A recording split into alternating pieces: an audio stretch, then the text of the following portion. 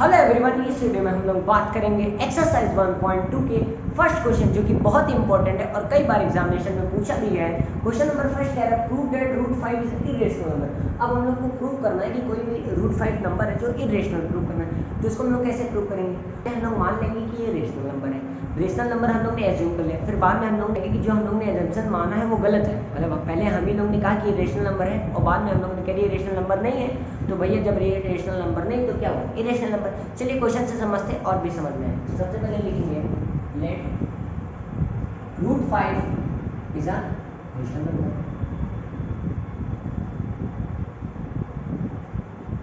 Root 5 को क्या मान लिया? Rational number. देन अब जब रेशनल नंबर है मतलब इसको हम लोग a अपॉन b के फॉर्म में लिख सकते हैं। तो then root 5 is equal to a upon b। अब इसमें यहाँ पे देखेंगे where a and b are coprime. अब कोप्राइम क्या होता है? कोप्राइम होता है जिसका HCF 1 होता है और इसके एक दो से ज्यादा फैक्टर नहीं होते, मतलब ये प्राइम नंबर ही हमारे होते हैं।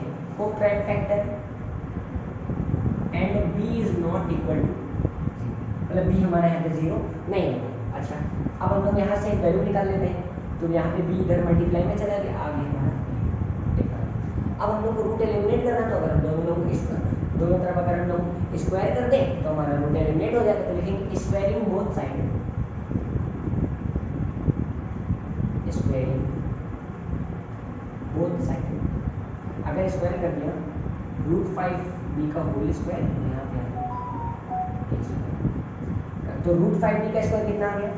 5b square is equal to a square. यहाँ से हम लोग वैल्यू निकालें तो आ गया b square is equal to a square.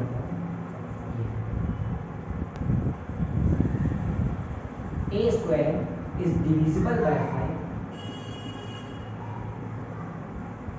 5। So a is also divisible by 5. As a is divisible by 5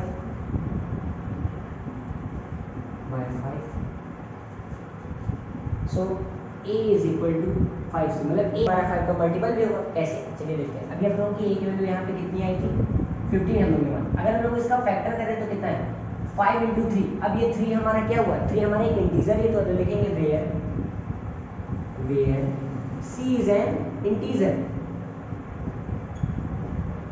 भाई हम लोग ने क्या माना कि सबसे पहले a स्क्वायर हमारा 5 से डिवाइड हो रहा है, फिर a भी हमारा डिवाइड हो रहा है। जब a हमारा डिवाइड हो तो एक हमारा 5 मल्टीपल भी होगा। तो यहाँ मल्टीपल क्या हो? 5 इंटू 3। अब ये 3 को हम लोग ने क्या मान लिया कि एक कांस्टेंट है, मतलब एक इंटीजर है। तो 5c को 3 को हम लोग ने मान लिया है c और लिख दिया c इज एन इंटीजर। कितना हो गया? अब हम लोग लिख लेंगे, हम लोग की वैल्यू कितनी आएगी? a is equal to 5c। मैं ऊपर वाली इक्वेशन को फर्स्ट मान ले रहा हूँ। इक्वेशन फर्स्ट आप लिख देंगे पुट इन इक्वेशन। अगर हम लोग फर्स्ट इक्वेशन में पुट करें तो आ जाएगा b square is equal to a की जगह हम लोग लिखेंगे 5c का होल स्क्वायर अपॉन 5। तो b square is equal to 25c square. अब ये 5 इधर हमारा डिवाइड में, इधर किसमें आ जाएगा? मल्टीप्लाई। अगर हम लोग यहाँ की वैल्यू निकालें तो कितना आ जाएगा? b square is equal to 25c square upon 5। ये आ गया हमारा 5 और हमारा आ गया b square is equal to 5c square. b square is equal to हमारा कितना आ गया? 5c। अब यहाँ पे हम लोग आगे से देखेंगे तो हम लोगों को b square is equal to 5c square आ जाएगा। तो हम लोग यहाँ से वैल्यू निकाल लें तो आ जाएगा b square upon 5 is equal to c square. अच्छा, वहाँ पे हम लोग को आ गया था a square upon 5 is equal to b square. तो यहाँ पे अगर b भी हमारा और डिवाइड होगा 5 से और b स्क्वायर भी हमारा डिवाइड होगा 5 से, तो हम लोग सेम यहाँ वही वाली लाइन लिख देंगे b square is divisible by 5 so b is also divisible by 5।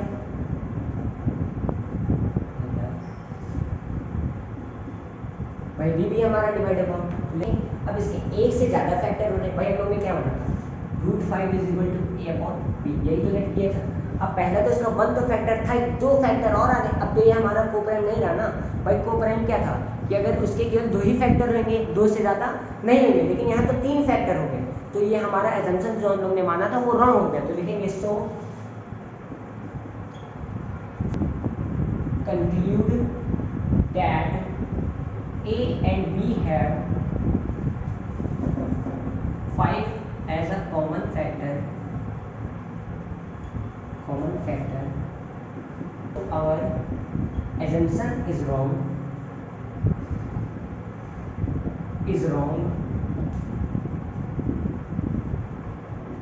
So root 5 is a irrational number. तो हमारा रूट 5 क्या हो गया? Irrational number. एक बार फिर से समझ लेते हैं। सबसे पहले हम लोगों ने रूट 5 को मान लिया कि वो रेशनल नंबर है। अब हम लोगों ने क्या लिख लिया? Root 5 is equal to a upon b, जहाँ a b हमारे क्या थे? कोप्राइम। कोप्राइम क्या होता है? जिनके केवल 2 ही फैक्टर होते हैं और एलसीएम केवल 1 होता है और 2 से ज़्यादा फैक्टर नहीं होते हैं। फिर वहाँ पे हम लोगों ने वैल्यू निकाल दी, तो आ गया हमारा root 5b is equal to a। अब दोनों तरफ हम लोगों ने स्क्वायर कर दिया। जब स्क्वायर किया हम लोगों ने, तो हम लोगों ने देखा वहाँ वैल्यू निकाल ली b square is equal to a square upon 5। अब यहाँ पे हम लोग देखा a स्क्वायर भी हमारा डिवाइड हो रहा था 5 से और a भी हमारा डिवाइड हो रहा था। फिर हम लोग ने मान लिया कि a हमारा मल्टीपल है 5 का, तो यहाँ पे हम लोग ने c मान लिया था a is equal to 5c। अब 5c है तो c यहाँ पे एक इंटीजर है, तो हम लोग ने a is equal to 5c value रख ली, इक्वेशन 1 में रख दी, जो हम लोग ने माना था b square is equal to a square upon 5 को। फिर हम लोग ने वैल्यू रख दी। अब वैल्यू जब हम लोग ने पुट किया तो यहाँ b की वैल्यू निकल है। अब b भी यहाँ पे 5 से डिविजिबल हो रहा था, जब b भी हो रहा था तो b स्क्वायर भी होगा, तो यहाँ पे हमारे एक और फैक्टर निकल आया। अब हम लोग देख रहे हैं कि कोप्राइम क्या है जिसके 2 ही फैक्टर, लेकिन यहाँ 3 फैक्टर आ गए, तो जो हम लोग ने एजम्पशन माना था वो हो गया रॉन्ग, तो वही लास्ट में हम लोग ने लिख दिया। So we conclude that 5 has a common factor, so our assumption is a wrong, so root 5 is a irrational number. तो वीडियो अच्छी लगी होगी तो वीडियो को लाइक करिएगा, चैनल को सब्सक्राइब कीजिएगा। जय हिंद, वंदे मातरम। मिलते हैं अगली वीडियो में।